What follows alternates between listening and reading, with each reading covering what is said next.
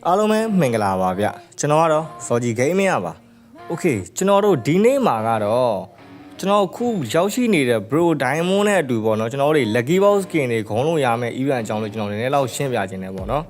ပြီးရင်ဘယ်လိုလူမျိုးတွေကဘယ် skin ကိုယူသင့်လဲဆိုတာပေါ့တခါတည်းပြောပြသွားပေးမှာပေါ့နော်ဒါဆိုဗီဒီယိုလေးကိုစလိုက်ကြရအောင်ဗျOkay Bro Diamond ကဆိုရင်ဖြစ်ကျွန်တော်တို့အောက်တိုဘာလ15ရက်နေ့မှာရောက်ရှိလာမယ်လို့သိရတယ်ပေါ့နော်ပြောရမယ်ဆိုရင်ကျွန်တော်တို့ပေါ့နော်10လပိုင်း15ရက်နေ့ပေါ့ကျွန်တော် Pro Diamond ရဲ့ကျွန်တော်ကြာချိန်ကတော့16ရက်ကြာမြင့်မယ်ဗျာညိုကီတို့ဒီထက်မှမြင်နေရတာ15ရက်ဆိုပေမဲ့ခုကျွန်တော်လက်ရှိရောက်နေတဲ့ရက်ပါထက်တော့ရတာပေါ့နော်အဲ့တော့ကြောင့်မို့ကျွန်တော်တို့က16ရက်ကြာမြင့်မယ်ဗျာ Okay ပထမဆုံးတစ်ရက်ကနေပြီးတော့15ရက်ဇက်တိုက်ကိုကျွန်တော်တို့ဒီတစ်ရက်ကို Pro Diamond ပေါ့နော်55လုံးရလိမ့်မယ်အဲ့တော့ကြောင့်မို့15ရက်ဆိုတော့ကျွန်တော်825လုံးရမယ်ဗျာOkay နောက်ဆုံး16ရက်မြောက်နေ့ကျရင်ကျွန်တော်တို့မဲပုံးလေးတစ်ခုကိုမဲဖောက်အောင်မယ်ပေါ့နော်အဲ့ထက်မှာ Pro Diamond ကကြာပန်းပါတယ်သူ1000ကျော်လဲပါခြင်းပါတယ်ပေါ့နော်ဒါပေမဲ့အများစုက29လုံးနေကြီးပဲပေးတာများတယ်ပေါ့နော်အဲ့အတွက်ကြောင့်မို့ကျွန်တော်တို့825နဲ့29လုံးနဲ့ကျွန်တော်ပေါင်းကြည့်လိုက်မယ်ဗျာဒါဆိုလို့ရှိရင်ကျွန်တော် Pro Diamond 854လုံးရမယ်ပေါ့နော် Okay အဲ့ဒီ Pro Diamond 854လုံးနဲ့ကျွန်တော်တို့တွေက Lucky Box Skin ကိုဂုံးလို့ရတယ်ပေါ့နော်ဒါနဲ့ brother တို့ရဲ့အားပေးမှုကြောင့်ကျွန်တော်ခုလိုမျိုးဗီဒီယိုတွေစင်စက်မပြတ်တင်နေနိုင်တာဖြစ်တယ်ပေါ့နော်အဲ့ဒီအတွက်ကြောင့်လည်းကျွန်တော်အားလုံးကိုကျေးဇူးတင်တယ်ဗျာ brother တို့ရဲ့လွတ်လပ်ပိုင်ခွင့်ကိုကျွန်တော်မပိတ်ပင်တဲ့အနေနဲ့ပေါ့နော် brother တို့အဆင်ပြေမှကျွန်တော်ရဲ့ YouTube channel လေးကို subscribe နှိပ်ပေးဖို့ကျွန်တော်တောင်းဆိုပါတယ်အဆင်မပြေရင်လည်းမနှိပ်နဲ့ပေါ့ဗျာဒါကတော့ brother တို့ရဲ့လွတ်လပ်ပိုင်ခွင့်ပေါ်မူတည်ရပေါ့နော်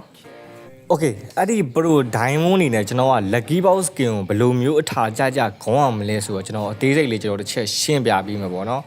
်တော်တော်လေးမိုက်တယ်ဗျ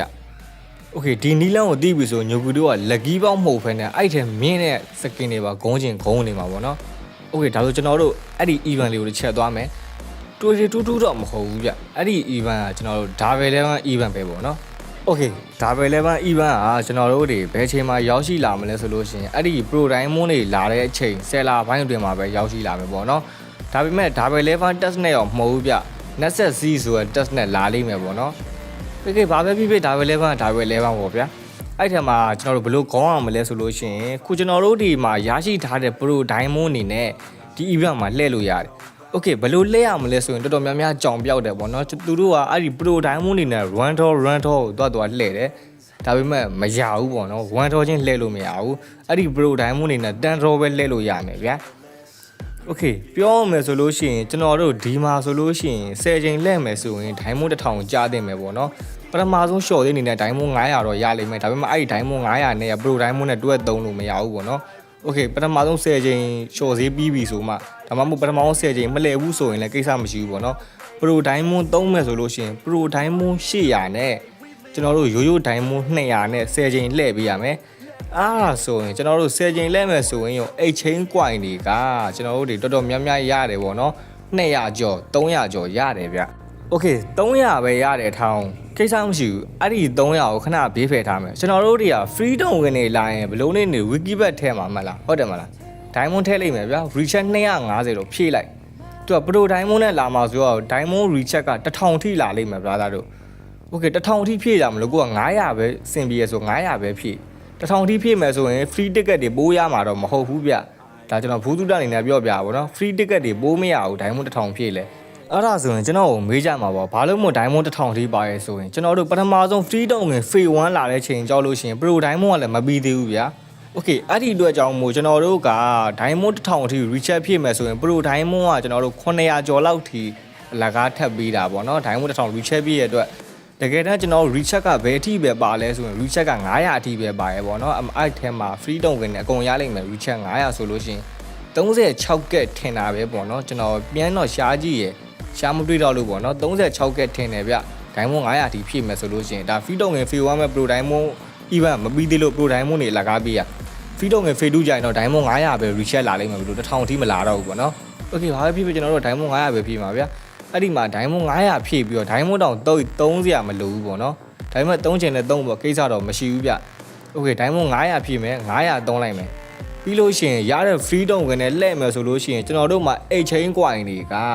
တော်တော်များများရောက်နေလောက်ပြီကျွန်တော်အထင်ပြောရမယ်ဆိုလို့ရှိရင်တော့ဗောနော်ကျွန်တော်တို့8 chain coin အနေနဲ့ကိုက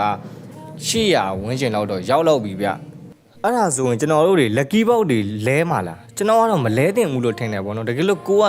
အဲ့ဒီ skin ကိုလုံးဝ favorite ကြိုက်နေဥပမာချောင်း pro လေးထားပါတော့ချောင်းရဲ့ lucky box skin မရရင်တေးပါတော့မယ်ဆိုရင်တော့ချောင်း skin ကိုပဲယူလိုက်ပေါ့နော်တကယ်လို့ကျွန်တော်တို့က exchange ကွာ600 800ဆိုတကယ်200ပဲကွာအဲ့ဒီ200တဲ့နဲ့ဒါပဲ level skin တွေ Hayabusa ယူမလား Xbox ယူမလားကျွန်တော်11ယူမလား Nolan ယူမလားဒါမှမဟုတ်ရင်ကျွန်တော် Gusion ယူအောင်မလားအဲ့ဒီတဲ့ပိုးကောင်းတာခုကျွန်တော်တို့အသက်ထွက်လာတဲ့ Netset C ဆိုပဲပေါ့နော်ကျွန်တော်လေးလာ skin ပါလိမ့်မယ်တားမို့ skin ရောပါလိမ့်မယ်ဗျာတို့အမှဒါပဲ level skin တွေ6កောင်9កောင်လောက်ထီကိုပါနေတာဗျာကြိုက်တဲ့တကောင်ကောက်ယူလို့ရတယ် exchange ကွာ800တဲ့နဲ့ပေါ့နော်အဲ့ဒါကြောင့်မို့ကျွန်တော်တို့နေ600တဲ့နဲ့ဝယ်ချင်တဲ့လူကကြောက်တကယ် favorite ဖြစ်နေမှာဝယ်ဒါမှမဟုတ်ကိုက skin အလှကိုလည်းကြိုက်တယ်ပြီးလို့ရှိရင် collection point ကိုလည်းကျွန်တော်တို့ကစုနေတဲ့လူဆိုလို့ရှိရင်တော့ကျွန်တော်ပြောရဲ့နီးတိုင်လောက်တာဘိုးကောင်းလိမ့်မယ်ပေါ့နော်အဲ့ဒီ exchange point 800နဲ့လဲလို့ရရဲ့ Netset C skin တွေကိုပဲကျွန်တော်လဲစီခြင်းတယ်ဗျာတနည်းအားဖြင့်ပြောရမှာဆိုရင်ဒါပဲလဲပါပေါ့โอเคဒါဆိုရင်တော့ဒီဗီဒီယိုလေးကဒီလောက်ပဲပေါ့နော်ဒါကြောင့်လည်းဒါဆိုရင် lucky box skin ကိုခေါင်းအောင်မလားဒီ Netset C skin တွေကိုခေါင်းအောင်မလားဆိုတော့တိလောက်ပြီဗျာโอเคဒီနေ့ဗီဒီယိုလေးတော့ဒီလောက်ပါပဲဗျာအားလုံးဆုံးနေကြည့်ရှုပေးကြလို့ကျေးဇူးအများကြီးတင်ပါတယ်ဗျာ